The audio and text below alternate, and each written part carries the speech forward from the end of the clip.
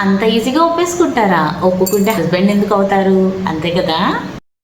నేను ఎందుకు ఇవ్వడం? నీకు అంత డబ్బులు కావాలనుకుంటే ఎంబీఏ చేసావు కదా, ఫినాన్స్ చేసావు, ఉద్యోగం చేయి, డబ్బులు తెచ్చుకో.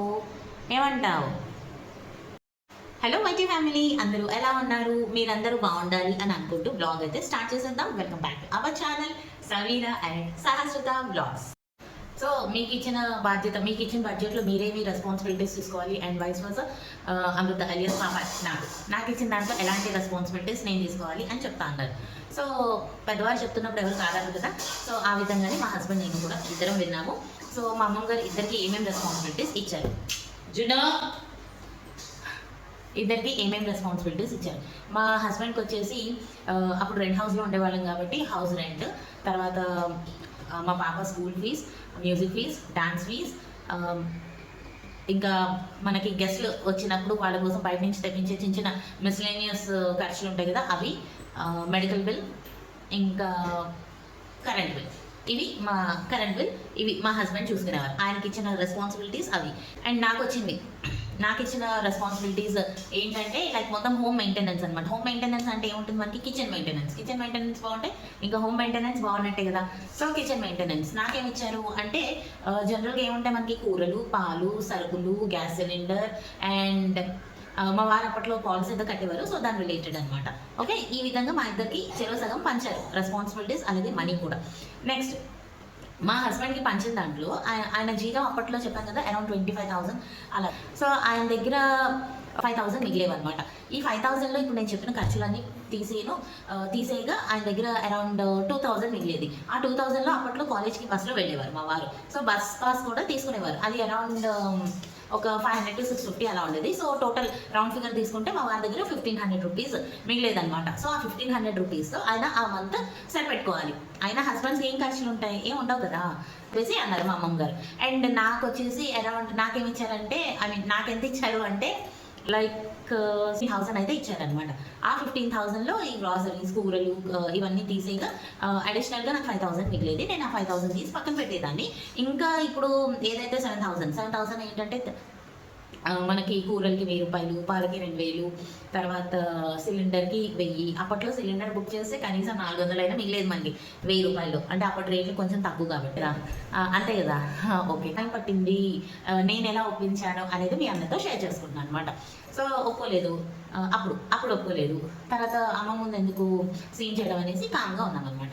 తర్వాత పర్సనల్గా మేము మాట్లాడుకున్నప్పుడు మా హస్బెండ్ చెప్పారు, నేను ఎందుకు నీకు ఇవ్వడం, నీకు అంతగా డబ్బులు కావాలనుకుంటే నువ్వు జాబ్ చేయి, ఎంబీఏ చదివావు కదా, జాబ్ చేసి తెచ్చుకో అని చెప్పేసి అనేవారు. జాబ్ చేయడం ఏమి పెద్ద ఈజీ అంతకంటే కాదు. ఎందుకంటే జాబ్ చేయాలంటే ఎంబీఏ కంప్లీట్ చేసిన వెంటనే మనం ఆ ఫీల్డ్లోకి వెళ్ళిపోతే మనకి ఏదో కాస్త కోస్త జాబ్ వస్తుంది. అంతేగాని ఎంబీఏ ఫీల్డ్ అయిపోయిన 10 ఇయర్స్కి, పెళ్ళైపోయిన 10 ఇయర్స్ తర్వాత ఆ ఫీల్డ్లోకి వెళ్తే మనకి జాబ్ వస్తుందో రాదో దేవుడే. ముందు అక్కడ ఖర్చులు ఇంకా ఎక్కువగా ఉంటాయి. ఆ ఖర్చులు ఏంటి అంటారా? ఫస్ట్ ఆఫ్ ఆల్ నాకు జాబ్ చేయడం అస్సలు ఇష్టం లేదు. ఏంటంటే నా పాలసీ అనుకోవచ్చు, నా ప్రిన్సిపల్స్ అనుకోవచ్చు. నా ప్రిన్సిపల్స్ ఏంటంటే ఇంటి పట్టున ఉండాలి. సాయంత్రం హస్బెండ్ ఇంకా కూతురు ఇంటికి వచ్చేసరికి వాళ్ళకి వేడివేడిగా ఏదైనా తినడానికి చేసి పెట్టేలాగా, వాళ్ళకి కావాల్సిన నీడ్స్ అన్నీ కూడా నేను కంప్లీట్ చేసేలాగా ఉండాలి. అంతే తప్ప ఇద్దరు సమానంగా ఉద్యోగానికి వెళ్ళిపోయి ఇంటికి వచ్చేసి నువ్వు టీ పెట్టు, లేదు నువ్వు టీ పెట్టని ఒకరికొకరు వాదులాడుకోవడం, ఈ ప్రాసెస్ అంతా నాకు ఇష్టం లేదనమాట. సో అండ్ ఇంకొక మాట, నేను జాబ్ చేసే లేడీస్ని, జాబ్ చేసే హస్బెండ్స్ని ఎవరిని ఏమీ అనట్లేదు.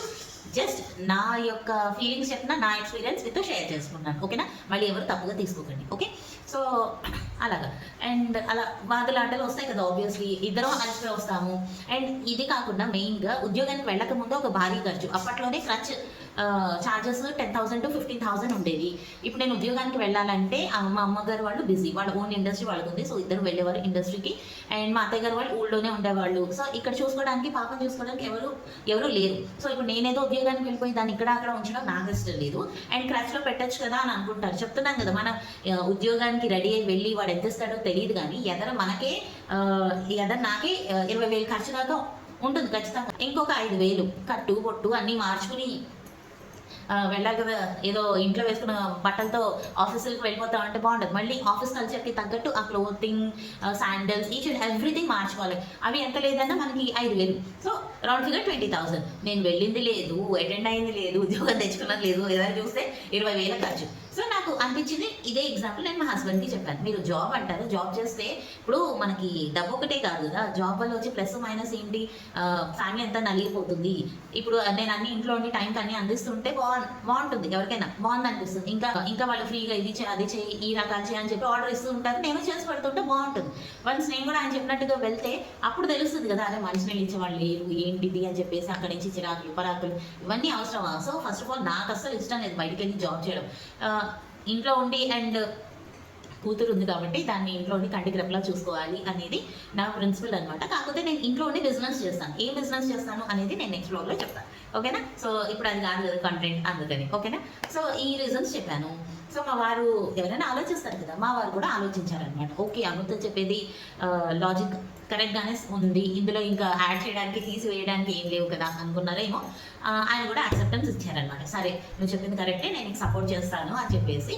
సో ఇంకా అలాగా చెప్పారు, ఇచ్చారు. ఆయన అనుకోని విధంగా నేను ఫర్ ద ఫస్ట్ మంత్ నేను మంచిగా సేవ్ చేసి ఇచ్చాను. అరౌండ్ 7,000 అంటే 5,000 అడిషనల్గా సేవ్ చేశాను కదా. ఇంకొక ఈ గ్రాసరీస్ వీటి అన్నిటిలోంచి 2,500 సేవ్ చేసి ఇచ్చాను. అది ఎలా సేవ్ చేయొచ్చు, గ్రాసరీస్ ఎలా కొనుక్కోవచ్చు, ఎలా మెయింటైన్ చేయాలి, ఇవన్నీ కూడా నేను నెక్స్ట్ వ్లాగ్ చేశాను. అది త్వరలో అప్లోడ్ చేస్తాను. ఇక్కడ నుంచి వీడియోస్ అన్ని కూడా అప్డేట్ ఉంటాయి. ఓకేనా. నో ల్యాండ్ అనమాట. సో అలా అయితే సపోర్ట్ చేశారు, ఎవ్రీ మంత్ ఇస్తూ వచ్చారు. కొంచెం వాళ్ళకి ఈ మ్యాటర్ వాళ్ళ మైండ్లో ఇంజెక్ట్ అవ్వడానికి ఎంత లేదన్నా టైం తీసుకుంటుంది. ప్రతిసారి కూడా అంటే ప్రతిసారి అంటే ఇంకా కనిపించినప్పుడల్లా అదే చెప్తూ ఉండడం కాకపోతే సందర్భం వచ్చిన ప్రతిసారి ఏమంటే ఇలా చేసుకుంటే మనం ఈ రకంగా చేసుకోవచ్చు అని చెప్పి చెప్తూ ఉండేదాన్ని. అండ్ నేను తెలుసుకున్న నా ఎక్స్పీరియన్స్ లోంచి ఏంటంటే ఒక 25-20 ఇయర్స్ వరకు వాళ్ళు ఒక డిఫరెంట్ వరల్డ్లో పెరిగి వచ్చిన వాళ్ళు. అండ్ నేను కూడా 23 ఇయర్స్ వరకు మా అమ్మ నాన్న దగ్గర పెరిగి వచ్చిందాన్ని, డిఫరెంట్ ఇదిలో పెరిగి వచ్చిందాన్ని కదా. సో మా ఇంట్లో పద్ధతి ఏంటంటే జాబ్ అయినా బిజినెస్ అయినా, మా నాన్నగారు జాబ్ చేసేవారు, బిజినెస్ చేసేవారు. ఈజ్ మల్టీ టాలెంటెడ్ అనమాట. సో జాబ్ చేసేవారు, బిజినెస్ చేసేవారు. ఏది వచ్చినా ఎంత వచ్చినా వచ్చినట్టుగా మా అమ్మ చేతిలో ఇచ్చేసేవారు, మా అమ్మకి ఇచ్చేసేవారు. సో వచ్చినప్పటి నుంచి అది చూస్తూ పెరిగింది దాని వేసుకొని నాకు కూడా అదే అలవాటు అవుతుంది కదా ఆబ్వియస్లీ. వాళ్ళ ఇంట్లో మరి పద్ధతి కొంచెం డిఫరెంట్గా ఉంటుంది, మా హస్బెండ్ ఇంట్లో పద్ధతి. సో కొంచెం నేను ఫేస్ చేసిన స్ట్రగుల్ ఏంటంటే అన్నీ కొంటారు, అన్నీ చక్కగా కొంటారు. ఎన్ని డ్రెస్సులు అంటే అన్ని డ్రెస్సులు, ఎన్నిసార్లు హోటల్స్ అంటే అన్నిసార్లు మూవీస్, అన్నీ. ఇంతకుమించి మనకి ఏం కావాలి చెప్పండి, అన్నీ కొనేవారు, అన్నీ చేసేవారు, అన్నిటికీ తీసుకెళ్లేవారు. కానీ చేతికి ₹1 ఇచ్చేవారు కాదు. ఏంటి అంటే నీకేం కావాలన్నా నేను కొంటాను కదా, ఇంకెందుకు నీకు డబ్బులు అనేవారు. సో అక్కడ మనకు కొంచెం తేడా కొట్టిందనమాట. సరే ఇలా అయితే పని జరగదు అని చెప్పేసి, అంటే నాకేమో మా నాన్నగారు ఆ విధంగా ఇస్తూ రావడం, నేను అలా చూసి పెరిగిందాన్ని. ఈయన ఏంటంటే ఏదైనా నేను ఖర్చు పెడతా నీకెందుకు చేతికి ఇవ్వడం అనే ఫ్యామిలీలోంచి వచ్చిన వ్యక్తి అనమాట. సో ఆ రెండు కలవడానికి టైం పడుతుంది కదా. సో చూసా. సో నేను నేర్చుకున్నది ఏంటంటే హస్బెండ్స్ ఇన్ జనరల్ అయినా, నా హస్బెండ్ అయినా, అంటే ఇన్ జనరల్గా చెప్పాలంటే తప్పుగా అనుకోకండి ఎవరు కూడా.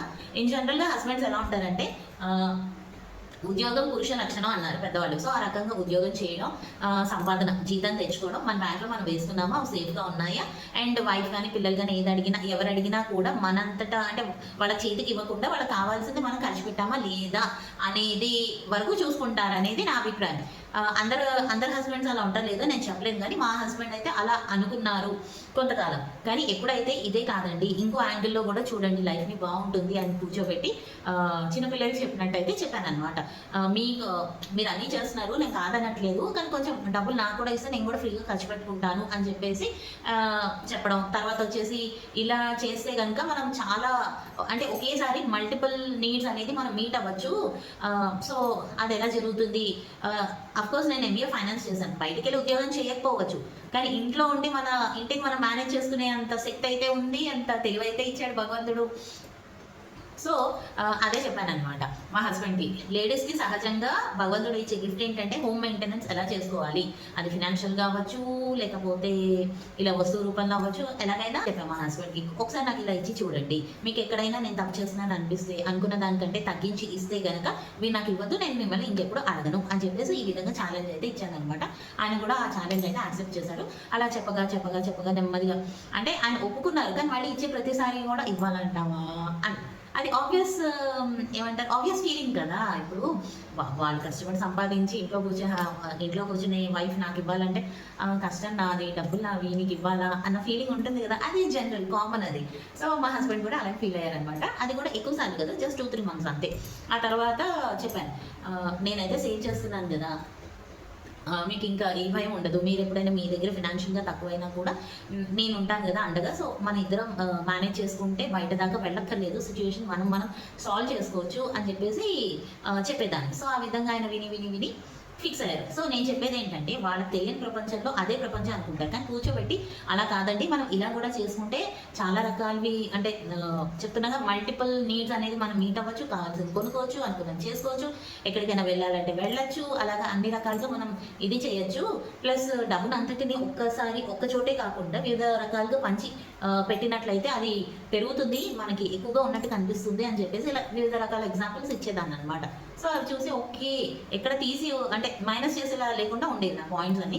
సో ఆయన యాక్సెప్ట్ చేసేసాను. ఇంకైతే అసలు ఫుల్ జోష్, ఫుల్ నమ్మకం అనమాట నా మీద.